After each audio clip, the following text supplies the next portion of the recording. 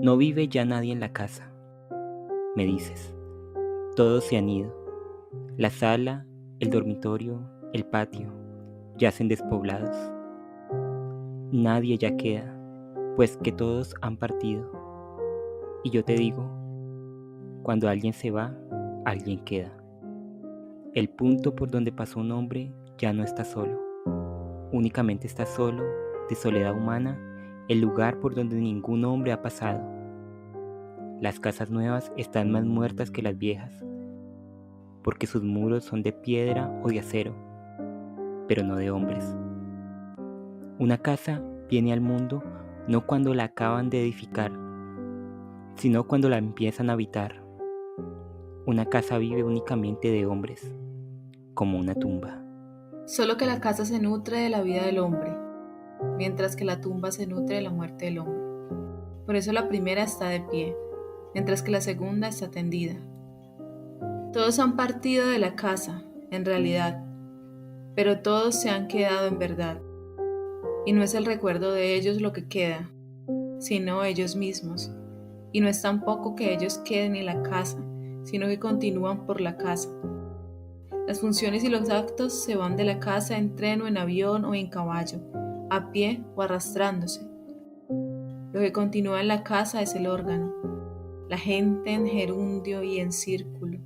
Los pasos se han ido, los besos, los perdones, los crímenes. Lo que continúa en la casa es el pie, los labios, los ojos, el corazón. Las negaciones y las afirmaciones, el bien y el mal, se han dispersado. Lo que continúa en la casa es el sujeto del acto. No vive ya nadie. César Vallejo.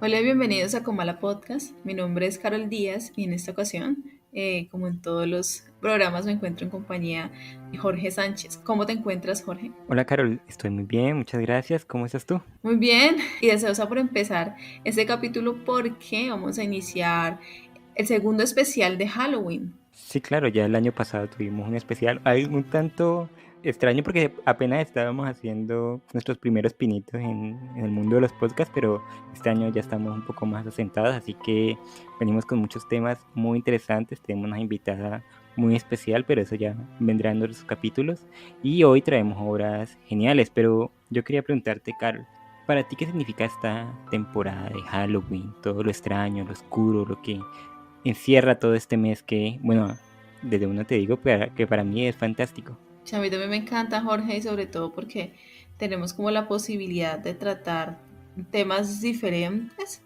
que usualmente no tratamos, o verlos desde una perspectiva distinta, ¿no? En este caso vamos a hablar sobre el tema de la casa como vivienda, pero Como también hogar, sí.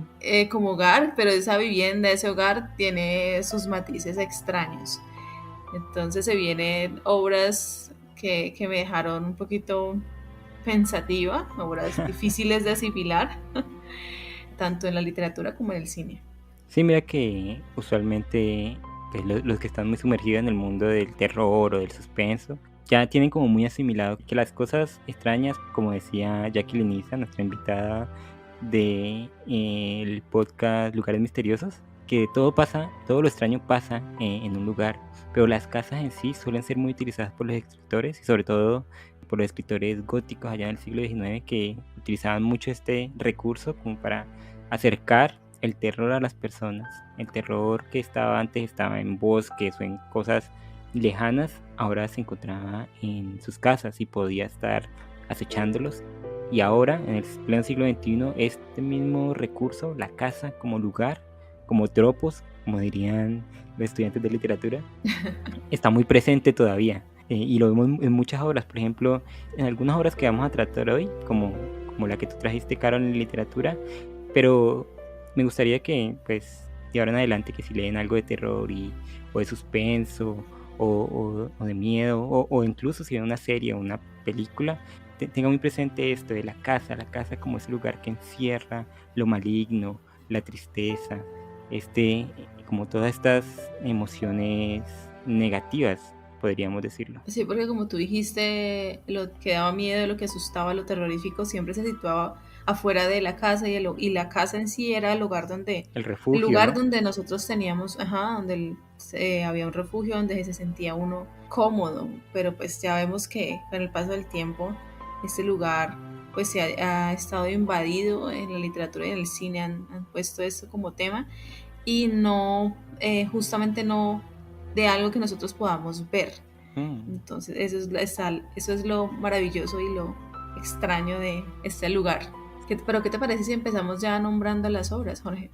Dale, mira, en literatura escogimos La Casa del Pasado, un excelente cuento de Algernon Blackwood, y tú escogiste Casa Tomada, el maravilloso cuento de Julio Cortázar. En el cine vamos a hablar sobre La maldición de la casa Winchester, dirigida por Michael y Peter Speedy. Y vamos a hablar sobre Los Inocentes de Jack Clayton. 4 horas que nos van a dar mucho, realmente bastante, para hablar acerca de la casa y de todos los terrores que estos lugares esconden. Así que, ¿qué te parece, Carol, si comenzamos nuestro segundo especial de Halloween? Comencemos. Poesía, cuentos, novela, cómic. Todo está aquí en Copana Podcast. En nuestra parte de literatura, como dijimos al principio, trajimos 2 excelentes cuentos de 2 maestros del relato corto como son Algernon Blackwood y Julio Cortázar. El cuento que yo escogí para esta ocasión se llama La Casa del Pasado. En ella, y voy a hacer un resumen demasiado general del cuento porque este cuento, como la mayoría de los de Algernon Blackwood, se debe experimentar más que contar, que ser contado por un tercero. En ella, un hombre que va un día caminando se encuentra con una aparición, dice él. Una aparición que le muestra una llave que lo lleva a una casa, y cuando él entra a esa casa, resulta que allí en ese lugar se encuentran los recuerdos tanto del pasado como del futuro, como del presente, y todos están como esparcidos por el largo de la casa, en el sótano, en los pisos de arriba, en la sala, todos están esparcidos. Y el protagonista, que nunca nos dicen quién es, pero pues uno intuye que es el mismo autor, va viendo cada uno de estos recuerdos, ve recuerdos de su infancia cuando era muy joven, recuerdos que de lo lejanos que están, ya nos dice él que están dormidos, que no se despiertan mucho, y en esa casa, que muy bien podría ser una metáfora de nuestra propia cabeza, donde está todos nuestros recuerdos desde que nacemos hasta el último día de nuestras vidas, se conservan allí estas memorias, como decía, dormidas, y se despiertan solo cuando él interactúa con ellas. Sin embargo, hay memorias con las que él nunca interactúa, como nosotros mismos cuando olvidamos parte de nuestra infancia, olvidamos las personas que quisimos, olvidamos los momentos que nos forjaron. Hay cosas que se olvidan, que se dejan ahí, que solo vuelven en retazos de vez en cuando. Esto le pasa al protagonista de nuestra historia, que poco a poco se va sumergiendo en esta casa hasta que pues sufre mucho al verse confrontado con estos recuerdos, cosas que había olvidado, gente que había amado y que habían quedado en el pasado, o cosas que van a venir y que él todavía no sabe cómo recibir. Y bueno, como dije al principio, este cuento es mejor experimentarlo por uno mismo y sacar sus propias conclusiones, porque tiene todo el carácter onírico y fantástico que este autor nos tiene acostumbrados. Y algo que quiero decir, porque es Algernon Blackwood, yo lo conozco desde hace rato, pero hace poco he comenzado como a leer su obra en forma, y me topé en uno de los libros que tengo por la casa, me topé con un cuento de él, que es como una novela corta que se llama El Wendigo. Es una novela de otro mundo. Si quieren leerse algo que los asuste, que los tenga allí en vilo, léanse esta pequeña novela, El Wendigo, que no tiene desperdicio. Así que esta es La Casa del Pasado de Algernon Blackwood, y Carol nos va a hablar de Casa Tomada de Julio Cortázar. Bueno, en Casa Tomada de Julio Cortázar es quizás uno de los cuentos como más conocidos de ese escritor y nos habla de dos hermanos. Después con el tiempo, a medida que uno va leyendo el texto, se dan cuenta que están casados y estos hermanos han permanecido juntos en una casa colonial muy antigua y han dedicado prácticamente su vida para mantener y cuidar esta casa. Ellos temen que cuando mueran la casa vaya a quedar en manos de los primos y estos primos la derriben o la vendan. Entonces ellos temen que los primos o sus familiares cuando ellos mueran esta casa sea vendida. Después de que nos detallan con una descripción muy muy minuciosa del lugar, sus costumbres y sobre todo la relación de ambos, nos introducen pues diciéndonos que dentro de la casa hay unos extraños ruidos que son imprecisos y que suceden de vez en cuando. Pero estos ruidos o eso que no se sabe bien qué es, se van apoderando de partes de la casa y ellos tienen que dejar abandonado todo lo que tienen en ese espacio. Se toman la sala, las habitaciones, etcétera, etcétera. Tanto así que esos intrusos logran desalojarlos a ambos de la casa. Y el cuento termina con ambos tomando la llave y tirándola por la alcantarilla. Y esa es Casa Tomada de Julio Cortázar. Un cuento fundamental, creo que para cualquiera que ame la lectura. Yo desde luego, cuando lo leía ya muy joven, me sorprendió, como me sorprendieron mucho de los cuentos de Cortázar, y aún hoy en día cuando lo leo me sigue ocasionando muchas emociones. Y de estos dos textos, Carol, sacamos un tema en común, como siempre lo hacemos aquí en Comala Podcast, para hablar y para unirlos de alguna u otra manera, que es la casa como un espacio de lo extraño, Carol. Y aquí quiero detenerme tanto, obviamente, como en la casa del pasado, pero sobre todo en Casa Tomada. Y es que este cuento sigue ocasionando muchos debates entre lectores de todo el mundo y de todos los tiempos acerca de qué es lo que se esculta en la Casa Tomada, qué es lo que toma esa casa, por qué los hermanos no pueden dejar salir esas cosas y por qué tienen que salir ellos incluso de la casa y dejar todo botado, dejar el dinero, dejar incluso, pues, como Cortázar lo describe al principio, todos los recuerdos que ellos tenían ahí en ese lugar e irse, y prefieren irse y dejar todo botado y pues perderlo todo básicamente, que permanecer en la casa. Y en algún momento de mi vida, no sé si lo leí o lo escuché, que como a Cortázar le gustaban mucho los vampiros y él tiene algunos cuentos de vampiros muy interesantes. Creo que nosotros tratamos uno aquí en el especial del año pasado que lo dedicamos, hay un episodio dedicado a los vampiros, creo que trajimos El hijo del vampiro de Cortázar y que allí vivían vampiros, cosa que no me parece pues extraña viniendo de Cortázar, pero me gustaría llevarlo como un poquito más al terreno, no sé, metafísico o paranormal, como lo hace Algernon Blackwood en su Casa del Pasado, que todos los acontecimientos de esa casa son cosas vividas por el protagonista, o cosas que se van a vivir por él, o cosas que se han vivido, que se están viviendo en ese momento y que están encerradas en la casa pero dormidas, como estáticas, esperando el momento que llegue él a despertarlas, como que están esperando para que él le rinda cuentas, por qué los ha abandonado, por qué los ha dejado en el olvido, como incluso muchos de nosotros hacemos. Yo creo que eso es el remordimiento, ¿no?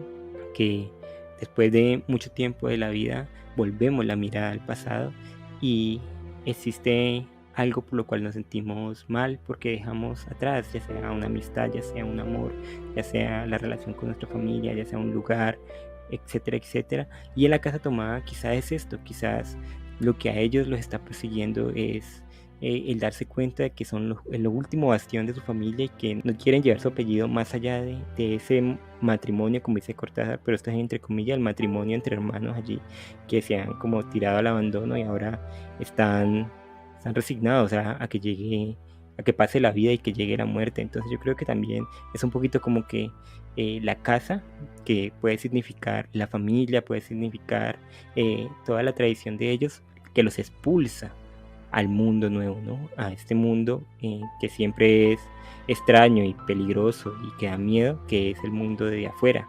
Tanto así que ellos cierran la puerta y no quieren mirar hacia atrás. Jorge, voy a hacer una aclaración porque yo dije que ellos estaban casados, pero me faltó el no. Ellos no están casados, incluso en el texto el narrador dice, y cito, a veces llegamos a creer que era ella la que no nos dejó casarnos. A él se le muere la su prometida, y ella nunca se casó con ningún hombre. Y lo interesante ahí es que hay como de avisos como si fuera una relación incestuosa entre ambos hermanos. Hay muchos análisis del texto hablan de que ellos dos representan a Adán y Eva, van a ser expulsados del paraíso, de ese cobijo, de ese bienestar que es la casa.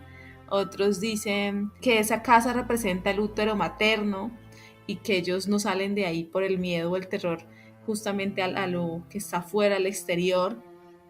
E incluso mira, Jorge, que otros análisis, hay una hipótesis de Juan José Sebrelli, donde dice que Casa Tomada es una alusión política de la Argentina de la que entonces, donde representaría a la Argentina que está siendo invadida por sectores populares que están representados por el peronismo. Entonces, bajo ese montón de análisis que hay en la casa, en ese texto de la casa, pues es muy maravilloso ver pues todas estas miradas. Sin embargo, yo creo que justamente lo importante ahí, lo magnífico de este relato es esa pregunta que no queda nunca resuelta, que es qué los está echando a ellos de la casa, qué es lo que los empuja a salir de ese lugar, que nunca se responde, siempre que nos queda esa incógnita de que que esos ruidos que los van acechando, que los van sacando, que incluso les impide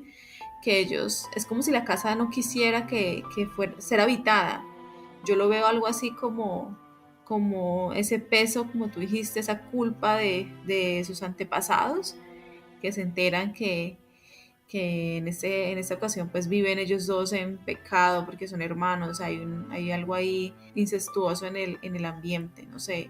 Entonces son esos ruidos extraños como también esa preocupación interna, de pronto un reflejo de la culpa de ambos, donde está esa invasión, esa expulsión de ellos mismos en este espacio. Mira que yo la teoría del incesto nunca me ha parecido bien, porque yo tengo hermanos y tengo hermanas y pues he tenido que pasar largos periodos de tiempo y sobre todo ahora en la pandemia, solo con ellos en la casa, sin mis padres, sin nadie más. Y entiendo como y yo sé que tú también tienes hermanas, Caro, entiendo como ese sentimiento de fraternidad, como que le tengo mucha confianza a mis hermanos, a las personas que conozco de toda la vida y pues puedo comprender que estos dos personajes, Carol, pues no quieran nada más llegado a cierta edad, simplemente quieran vivir su vida allí y se relacionen entre ellos como un mutualismo que no tenga nada que ver más allá o de lo sexual o lo pasional, sino vivir su vida o lo que queda de su vida tranquilo, sin una tercera persona que pueda pues, dañar ese,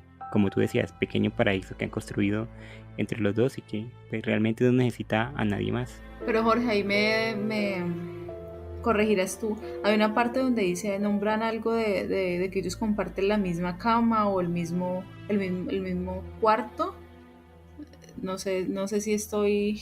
Mira que ahorita mismo no recuerdo, pero creo que pues a medida que la casa se va haciendo más y más pequeña, ellos tienen que juntarse más, ¿no? Otra cosa, que como que la casa los lleva, yo creo que, y no sé si aquí me estoy, como dirían los españoles, flipando mucho, pero creo que es la propia casa lo que hace que ellos se junten y ahí mismo que expulsen de la propiedad, que vayan a vivir el mundo real y que dejen de estar allí en ese pequeño, otra vez, paraíso, en ese pequeño lugar confortable y que más que juntarlos para pues que tengan relaciones u otra cosa, es como que los junta, pero para que ambos, hermano y hermana, luchen en ese nuevo mundo que está afuera, que es la vida real y no ese acaramelado sueño allí infantilizador que se puede convertir en la casa. Sí, Jorge, tienes razón. Mira que ya estaba revisando y es eso que está ahí, los empuja a tener el mismo cuarto. Dice de una manera que uno entraba por el zaguán, abría la cancela y pasaba al living, tenía a los lados las puertas de nuestros dormitorios y al frente el pasillo. Estaba revisando porque me quedó la duda frente a eso.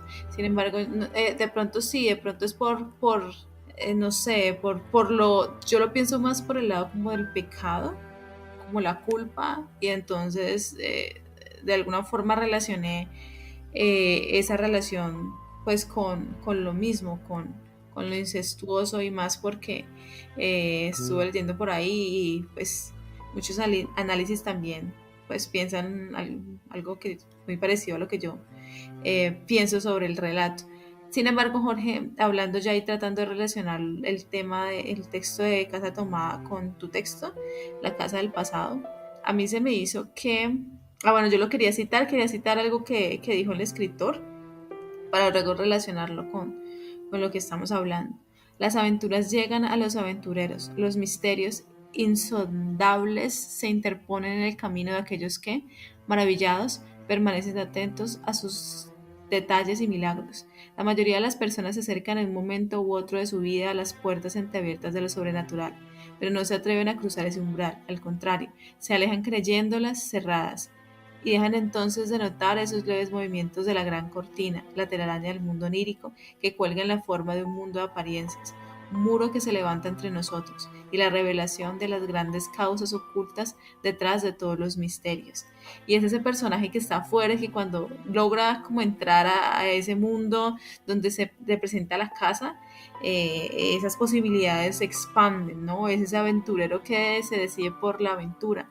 Y lo maravilloso de eso es que en ambos textos, esos ojos que estaban antes de entrar a la casa, o esos ojos o esos oídos que no escuchaban esos ruidos, que cuando los empezaron a escuchar, que cuando empezaron a ver eso que no veían, fueron conscientes de aquello que estaba como muy, que no era como muy claro de ver. Y cuando ese velo se quita, o se escucha mejor, o sea, se atiende a esos ruidos, los personajes caen en cuenta de que no están solos, de que hay un pasado detrás de ellos o un futuro o hay alguien que vive con ellos y que no saben quién es ese alguien.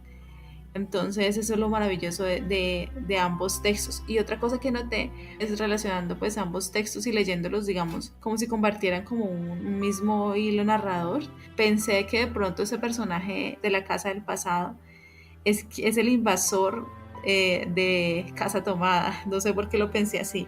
Como que descubre algo y ese personaje que también está en tu cuento escucha esos ruidos, pero al mismo tiempo Irene y su hermano también escucha los pasos de este otro personaje. No sé, lo pensé de esa manera. Como que el invasor era el personaje de la Casa del Pasado que invadía Casa Tomada de Cortázar. Mira que tú dijiste algo muy interesante, lo de la aventura. Yo creo que estos dos cuentos son una aventura, pero al interior.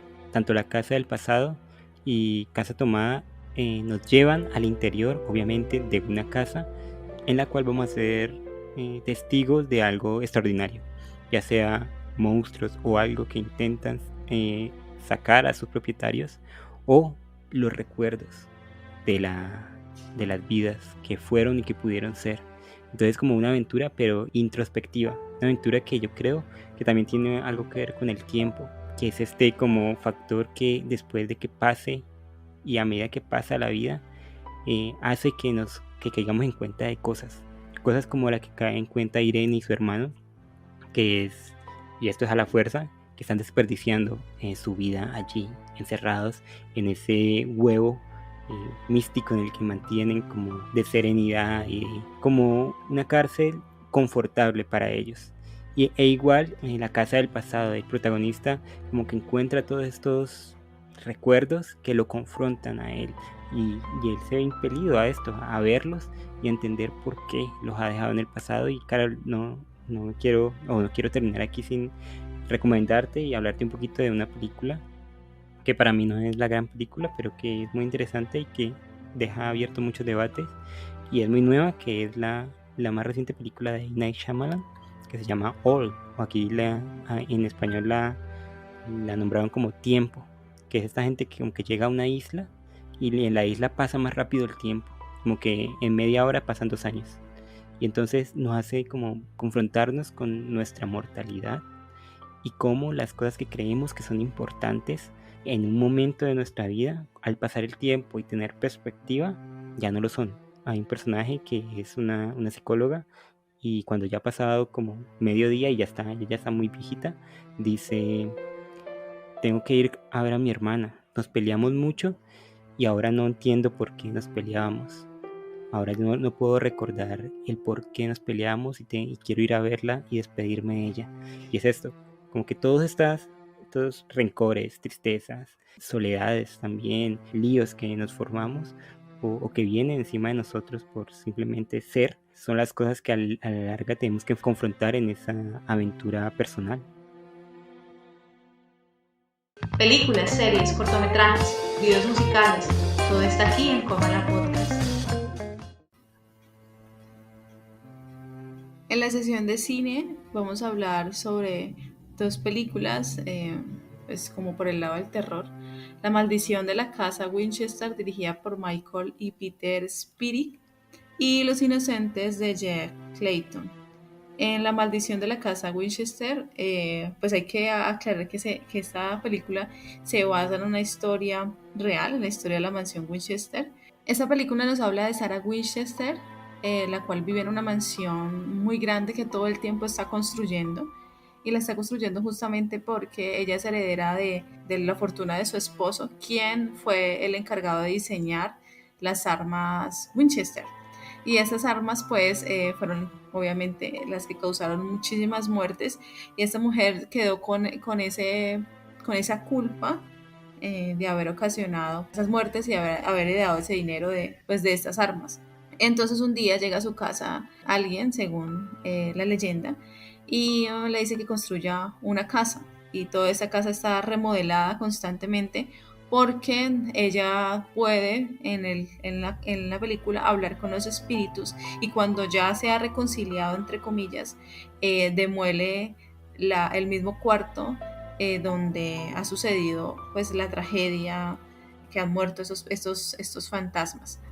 Pero resulta que sucede que ella hereda un porcentaje de la empresa, pero los otros accionistas quieren quedarse con la misma.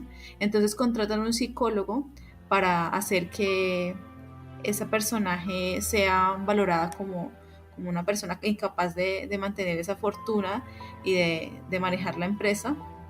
Pero justamente el psicólogo, que también tiene sus problemas, y su esposa recientemente también ha muerto, después sabemos, suicidándose con un arma de Winchester también, una Winchester, logra entender, al principio la cree también un poco loca porque hace cosas como inexplicables, se levanta en la noche, camina, y le llega a su memoria, digamos, los planos que según ella son dictados por los mismos fantasmas, pero luego con el tiempo él se da cuenta y logra ver, como ella le dice, que se acostumbra como a ese contexto, y logra ver lo que ella ve, que son esas almas un poco que no saben para dónde ir.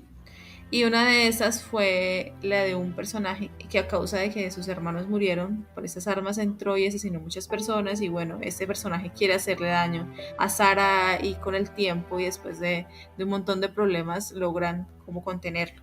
Y este es como a grandes rasgos la película, el cual está basada pues en una historia real. Esta casa existe, es una mansión muy grande que está construida de una forma muy extraña porque tiene ventanas o balcones dentro de la casa, o cuartos que incluyen otros cuartos más pequeños, o incluso escaleras que no llevan a ningún lado. Entonces es una casa bien interesante, y ese es como a grandes rasgos la mansión de la casa Winchester. Una premisa extraña esa de tu película, ¿no? Porque nos dice que los fantasmas van a la casa Winchester porque fueron asesinados por las armas Winchester. Las armas Winchester se utilizaron en la guerra de secesión en los Estados Unidos y mataron a miles de personas. Entonces la casa está repleta de fantasmas según este argumento extraño. Pero también me hacía pensar mientras me la veía que entonces quien inventó el cuchillo está maldito también, o las balas. Entonces también su casa está llena de... Yo había leído, Carol, que Sarah Winchester había hecho esa casa porque se sentía perseguida por espíritus, efectivamente, y la había hecho en forma como un laberinto extraño para ella evadirse de los espíritus, no para contener a los espíritus. Entonces, cosa que me parece mejor que lo que retrata sí. el guionista. Lo curioso, Jorge, es que esa casa incluso todavía no se han contado la cantidad de pasillos que tiene. Mm, Y cuando las personas pues van a hacer el tour, les dicen que no se vayan a separar del mismo porque la gente suele perderse y para del- encontrar a esas personas pues es muy difícil. Tiene 3 ascensores, un montón de cocinas, como 6 cocinas. Tiene también balcones y ventanas que miran dentro en vez de afuera de la casa. Tiene puertas de tamaño normal al lado de puertas donde solamente pueden entrar niños. Entonces es una casa bien interesante. Y si lo que tú dijiste fue, pues en la historia su hija muere a causa pues de una enfermedad desconocida, en la historia pues real, y después como a los 12 o 13 años se muere el esposo a causa de tuberculosis y ella queda sola con esa herencia. Ella estaba muy relacionada con todo lo del espiritismo y fue justamente una mujer que le dice que ella tiene pues esta maldición y tiene que mudarse y estar moviendo los cuartos y los espacios de diferente manera y sobre todo ir construyendo una casa tan grande que, como tú dijiste, los espíritus se perdieran dentro de la casa y no pudieran llegar donde ella está. Pero en la película sucede pues eso, lo contrario, que ella logra hablar con los espíritus y los contiene a quienes no aceptan hablar con ella. muy de Hollywood, ¿no? Ujú, sí. Entonces, bueno, hablando de Hollywood, pero de Hollywood bueno, del Hollywood de los años 60, donde se hacían grandes películas que hoy se han vuelto clásicos, como Suspense o Los Inocentes, de Jazz Clayton, de la cual voy a hablar yo.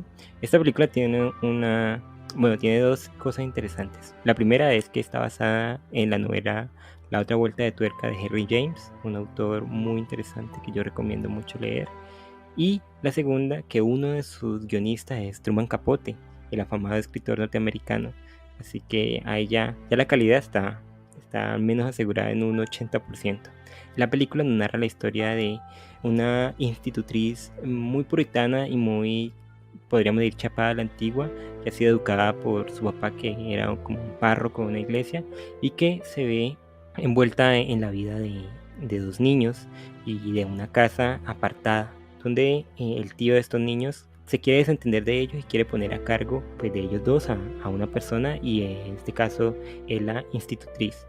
Ella llega a esa casa y solo encuentra a la niña, que es una muchachita muy buena, muy bonita, y el niño mientras tanto está estudiando como en un colegio solo para varones. Ocurren cosas en la película que hacen que el niño vuelva, es expulsado de la escuela, y lo que comienza siendo como algo idílico en una casa así muy gótica, muy bella, con niños que se portan muy bien y todo, comienza a convertirse en algo extraño porque la institutriz descubre que los antiguos cuidadores, el mayordomo, digamos, de la casa y la institutriz anterior a ella, murieron de manera algo extraña. No se sabe muy bien porque la película no lo explica. Ella comienza a ver estas figuras alrededor de la casa y comienza a pensar que son esos espíritus los que están mortificándola y quieren poseer a los niños. Si los poseen o no es cuestión suya de que se la vean.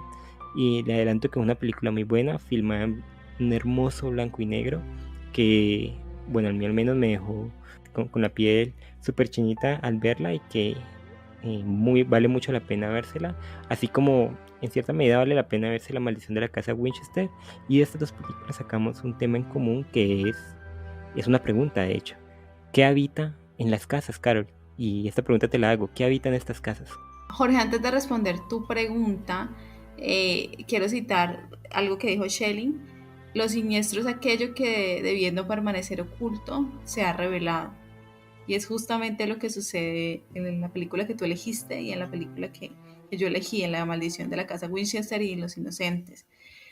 Porque es algo que se supone que no debería suceder en el plano de lo real, pero cuando sucede, pues te revela un montón de cosas que uno no había podido como ver o no conocía, sobre todo en Los Inocentes, porque justamente es la personaje, la institutriz, cuando llega y llega con toda su inocencia y conoce a los niños y empieza como a interactuar con ellos.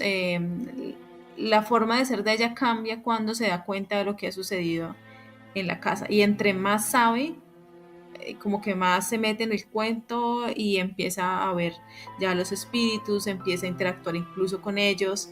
Y es el final donde todo sucede cuando no se sabe muy bien a ciencia cierta si el niño Miles muere a causa del shock le ocasiona poder ver y nombrar al fantasma, o muere por incluso la locura de ella que lo obliga a creer eso, que ella está, lo que ella cree que está bien. Entonces esa película es una película que nos deja como un gran interrogante, es como la misma novela que está basada en Otra vuelta de tuerca, no me acuerdo bien el nombre.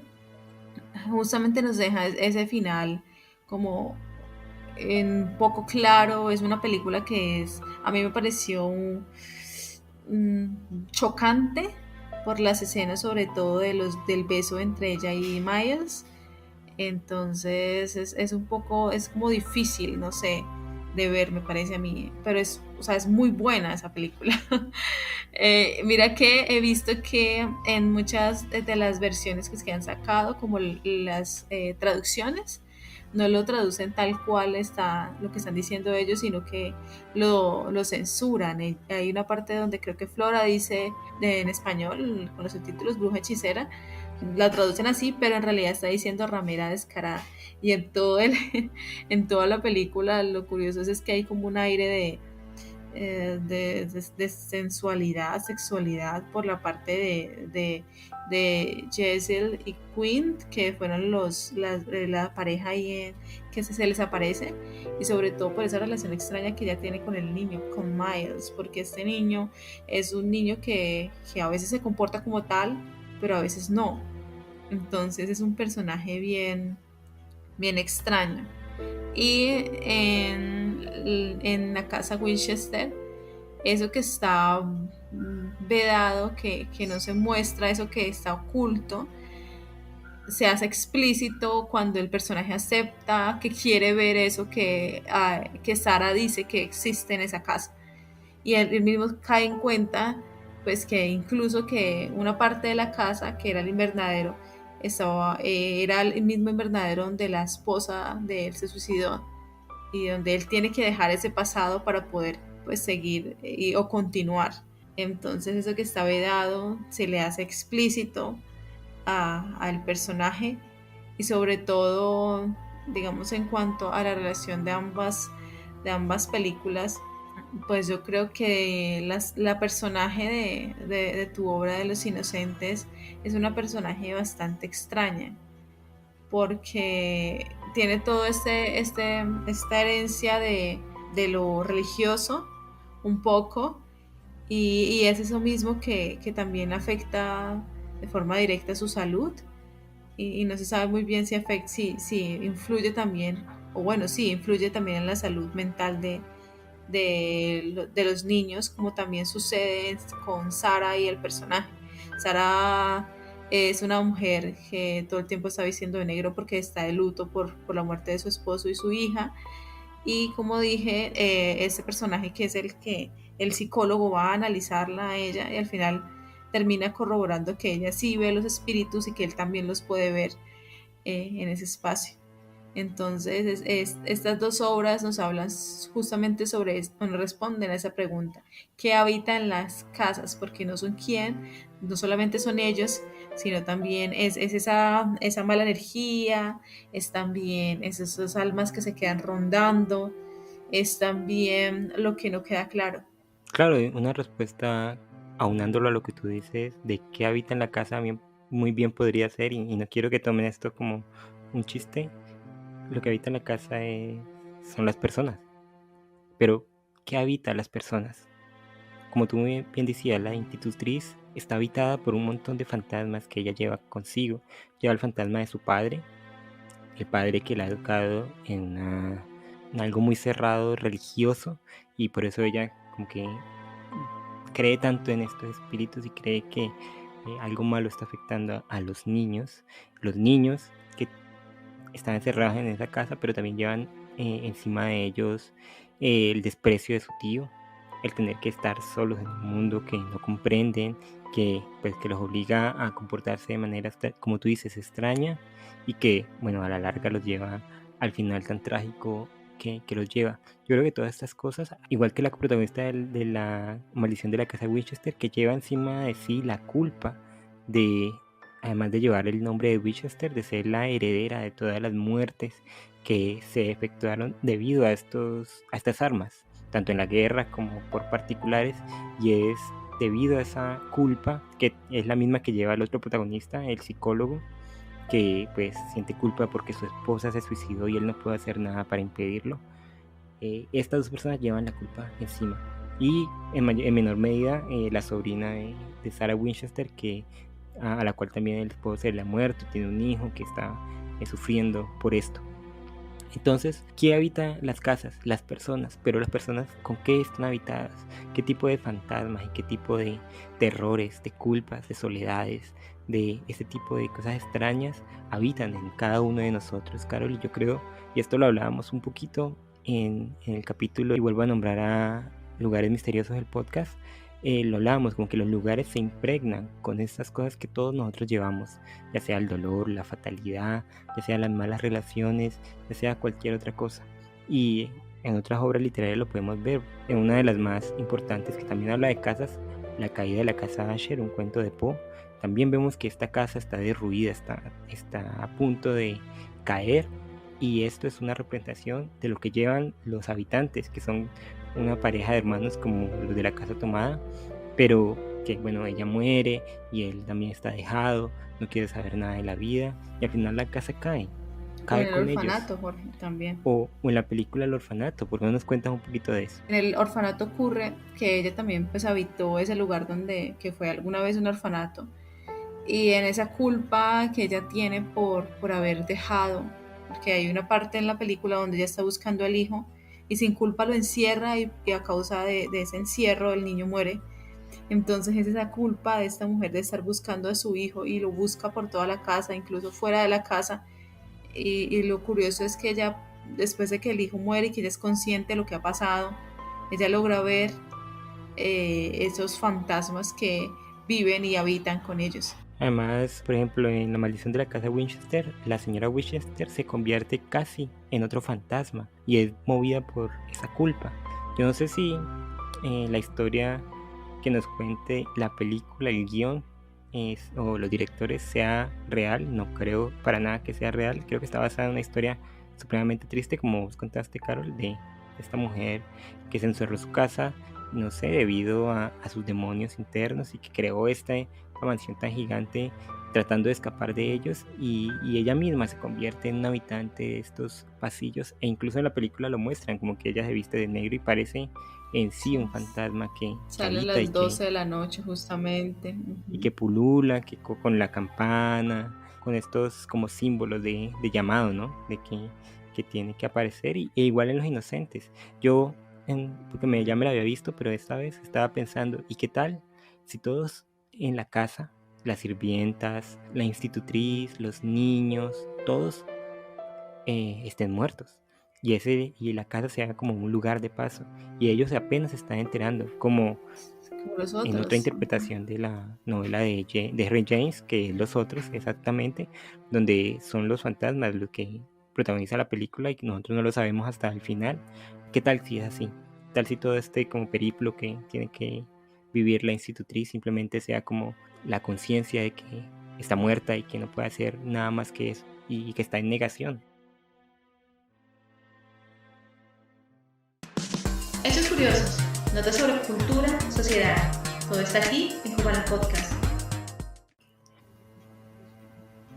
Bueno, Carol, en el dato curioso de esta semana, y para, no sé, aunarlo un poquito con el especial de Halloween de cosas sórdidas, te voy a hablar acerca de un caso muy interesante, bueno, interesante y triste, pero antes te voy a hacer una pregunta.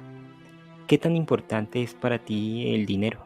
No, Jorge, la verdad, en este contexto donde nosotros vivimos, pues necesitamos del dinero justamente para vivir de manera cómoda, para tener acceso a nuestras necesidades al menos básicas. Entonces yo creo que el dinero es muy importante, pero no es como para mí no es como lo más importante en mi vida. Obviamente sí ocupa una necesidad justamente para hacer eso, para convivir como sociedad, pagar impuestos y cosas como poder comprar comida y todas esas vainas. Pero sin embargo, yo creo que pues no es como lo más importante en mi vida. Yo también, igual que tú, creo que el dinero es importante. Negarlo sería una tontería y pues obviamente vivimos en una sociedad donde tener dinero es mejor que no tenerlo. Y aunque esto parezca tonto, muchas personas dicen, no, pues no se puede vivir casi sin nada de dinero. Y creo que es un poco romantizar la pobreza y como la precariedad.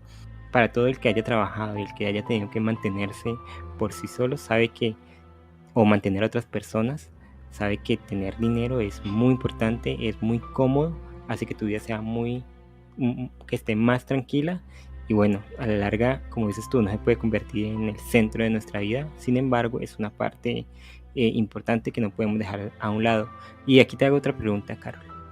¿Qué harías tú si de repente te ganaras 31 millones de euros? ¿Qué haría? No sé. Sin pensarlo mucho. Contrataría una persona que sepa administrar el dinero para invertir en bienes raíces. Mira, era una mujer Sí. inteligente. Gracias, gracias. Y después me compraría mi finca alejada de todo el mundo con mi montón de perros, gracias. Y gatos. Sí, yo haría algo parecido. No sé qué tantos perros y tantos gatos, pero sí, sí haría algo parecido. Pero mira, está el caso de Margaret Lowry, quien ganó 31 millones de euros, dice o decía que este dinero le destrozó la vida. Ella, lamentablemente, hace pocos días murió y murió diciendo esto, murió arruinada y diciendo esto, que el dinero le había arruinado totalmente la existencia. ¿Qué te parece este dato que te estoy diciendo? Y pues ahorita lo voy a complementar con más información. No me parece que esté bien, sino que de pronto yo creo que no sé si ella lo dice, Lo pues decía, ¿no? lo decía, digamos porque de pronto no supo, como dije con anterioridad, administrar el dinero y de pronto creyó que era una fuente donde seguía y seguía creciendo billetes y al final no supo cómo, digamos, además de administrarlo, no supo llevar su vida pues acorde a las necesidades, sino que supongo que se habrá empezado a tener un estilo de vida donde pues donde no organizaba bien sus finanzas y al final de cuentas empezó a tener más deudas que ingresos y por ende pues quedó arruinada. Pues mira que no es tanto eso y sí es eso, porque no fue tanto como que no supo o malbarató el dinero, sino que como que era una muy buena persona y esto la condenó. Pero te voy a contar la historia. Y voy a leer literal lo que dice aquí en la noticia del ABC. La ganadora de Euromillones, Margaret Lowry, dio a sus familiares 1 millón a cada uno, a sus vecinos 5.000 euros y acababa de terminar la casa de sus sueños cuando la encontraron muerta el jueves.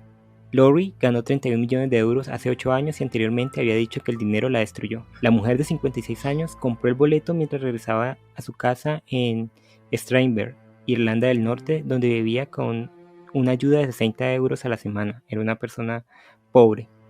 Paul Gallagher, un vecino y concejal local, dijo al Belfast Telegraph que Margaret acababa de renovar una casa abandonada apodada El Granero y la había convertido en la casa de sus sueños. Y agregó, el granero estaba recién terminado. Es una lástima que no haya podido disfrutar de su nuevo hogar. Margaret también invirtió en un Boogaloo, un pub y un antiguo molino convertido en un centro de ocio. En 2019 afirmó que solo le quedaban 5 millones del premio que ganó y dijo que ganar la había destrozado. ¿Qué piensas hasta ahí de lo de esta mujer?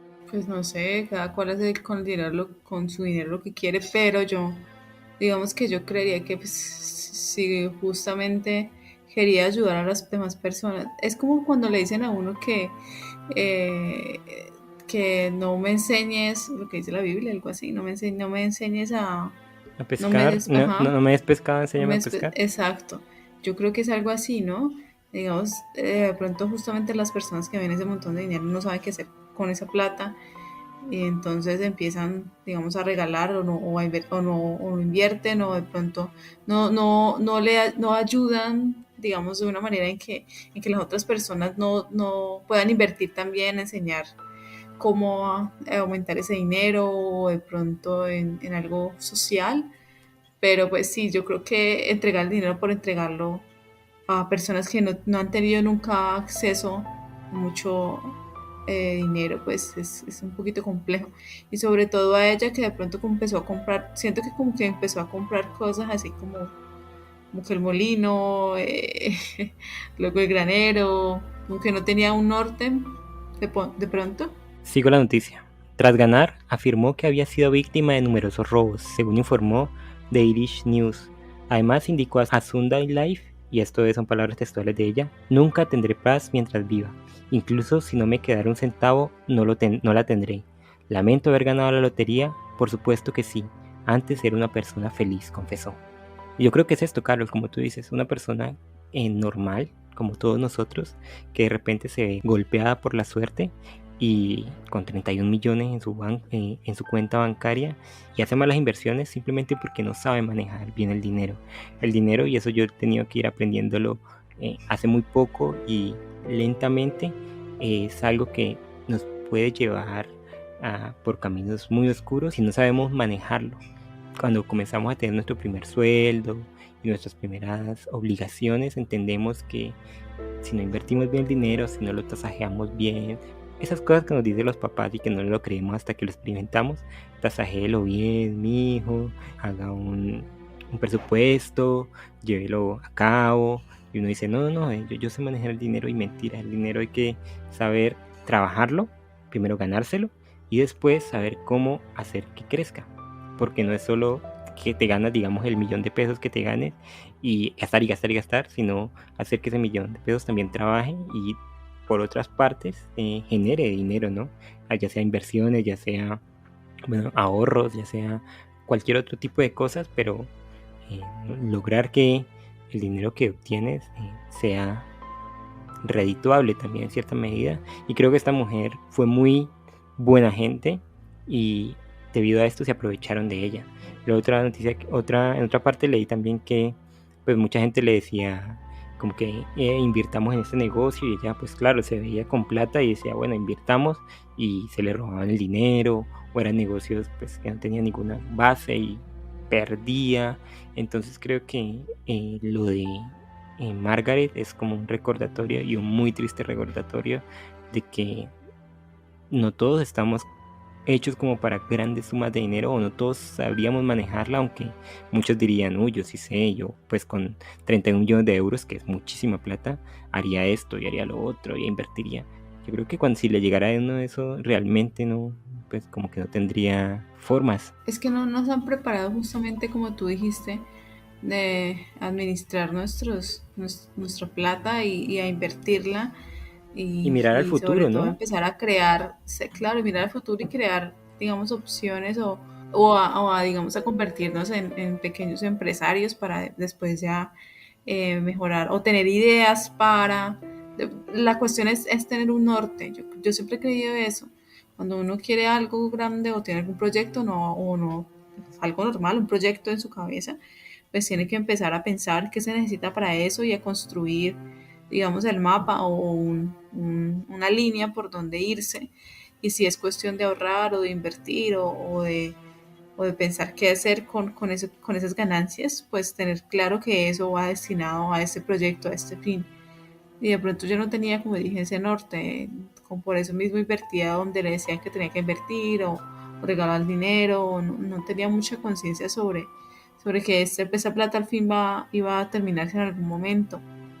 Y si de pronto, digamos que tenía las ganas o el deseo de ayudar a otras personas, justamente debería haber hecho eso, pensar cómo estar o cómo organizar mejor la cuestión para que muchas personas se beneficiaran y para que esas personas también tomaran un papel activo sobre esa fundación o bueno, lo que sea. Porque si, como dije, si se les da pescado y no se les enseña a pescar, pues al final van a estar pidiéndote dinero y tú si estás en el caso de esta mujer, vas a entregar el dinero y al final se va a acabar y esas personas pues van a pensar que no se va a acabar, que el dinero también es infinito y bueno, las cuestiones y los problemas entre ellos. Entonces es la cuestión de tener claro qué es lo que se quiere con esa plata y sobre todo cómo administrar ese dinero para, en este caso, para ayudar a la mayor cantidad de personas o animales posibles.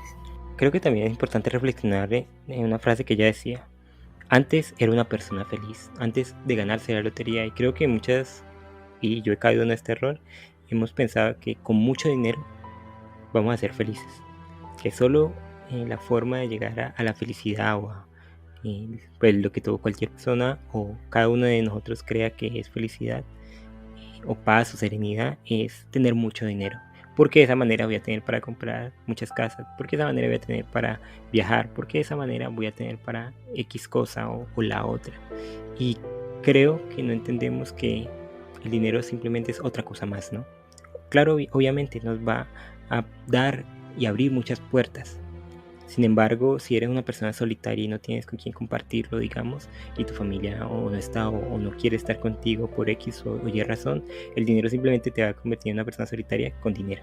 O si eres una persona que no se une bien con los demás y no te sientes bien con la sociedad y no compaginas, vas a seguir siendo una persona con mucho dinero, pero sin nadie a tu alrededor, sin nadie que te quiera o sin nadie que, pues, sí, que comparte esa felicidad contigo. Y creo que muchos vivimos una muy buena vida ahora sin tanto dinero, que pues como a Margaret de pronto, si nos llegara un premio gigante, la arruinaría. Es como me acordó del cuento de Cortázar que dice que si te regalan el reloj, tú tienes que estar pendiente de ese reloj y vives para el reloj, algo así, Tú como eres si el tienes mucha regalado. plata. Ajá, exacto, tú dependes Bueno, pues, de este dinero y no sabes en qué invertir y bueno, y después de todo cuentas eso. tú eres solo Hay el dinero, ¿no? comunidades, Jorge, sí, exacto. Hay comunidades, Jorge, que viven sin plata, que viven del Bueno, trueque. tampoco. Entonces eso me No, parece, ¿ah? no, tampoco así, tampoco A mí me yendo. parece muy interesante ese estilo de No, vida. a mí no. A mí eso del hipismo, íbamos a vivir sin este intercambio pues, de valores y como... Yo no creo que el dinero per se sea malo, para nada. Y una de mis ambiciones es conseguir un poco más de dinero del que tengo ahora y poder conseguir cosas que me satisfagan a la larga. No estoy en contra de eso. Estoy en contra de la malversación del dinero por no saber utilizarlo. Y creo que el trueque no me daría ese tipo de avance que sí te puede dar trabajar por tus cosas y conseguirlas y llegar a cierto estatus que tampoco está mal, ¿no te parece? El trueque creo que queda muy antiguo y solo sería para pequeñas cositas. Pues sí, las personas que les gusta este estilo de No, vida, pues pues sí, a mí no me parece que esté no, mal. tampoco. ¿Recordaste, Jorge, del texto que nosotros trajimos hace algunos capítulos de ¿Cuánto cuánta tierra? tierra necesita un hombre? Ajá. Sí, es esa necesidad de querer abarcarlo todo y mira cómo A la termina larga su nos vamos a quedar personaje en un a hueco la larga. con 2 metros de tierra encima y nada más. Ajá, Pues sí, Carol, este es sí. el dato curioso que tenía para compartirte, que yo creo que nos ha dado una charla bastante interesante. Espero que a nuestros escuchas también pues les interese y comenten en las diferentes redes. ¿Y qué te parece si nos vamos a nuestra nueva sección?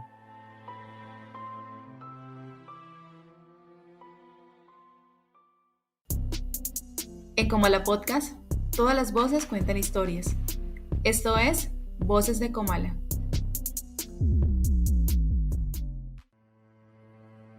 Y en esta nueva sesión de Comala Podcast, ustedes son los encargados o tienen este espacio para hablar, para mandarnos reseñas a través de un audio por WhatsApp, del número de audio por WhatsApp que se encuentra en nuestro perfil de Instagram, de enviarnos reseñas de textos que hayan leído, de poemas que ustedes hayan escrito o que les guste, fragmentos digamos, de algún ensayo que a ustedes les parece interesante y que podamos unir a este que es el podcast principal.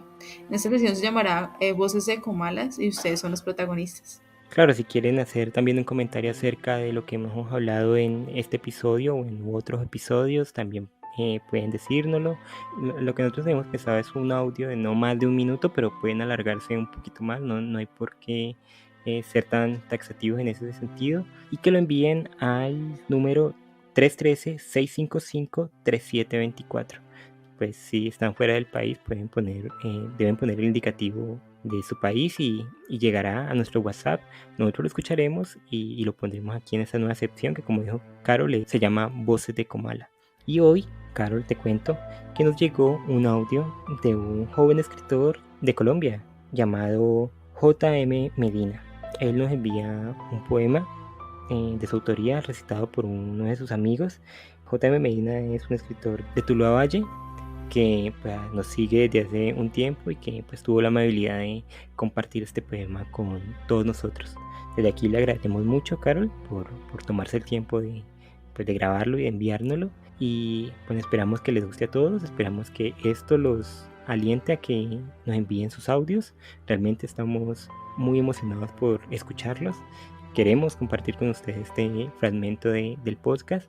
Y nada, Carol, les recuerdo a todos que estamos en las diferentes redes, en Instagram, Facebook, donde subimos los links de todas las obras que tratamos en todos los capítulos, TikTok, donde hay contenido especial para esa plataforma, e Instagram, donde hacemos nuestros en vivos. Sí, Jorge, les recuerdo también que estamos o nos pueden escuchar en YouTube, en iVoox, Spotify, en todas las plataformas donde pueden, o su plataforma preferida donde escuchan podcast, donde consumen podcast.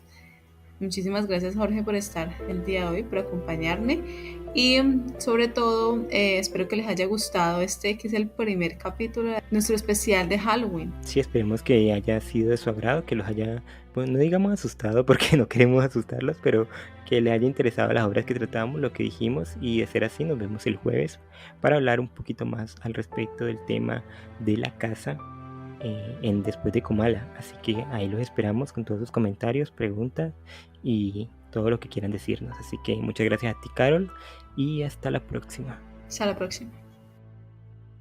Ora, las notas del piano iban formando la melodía de la que hoy me siento melancólicamente enamorado.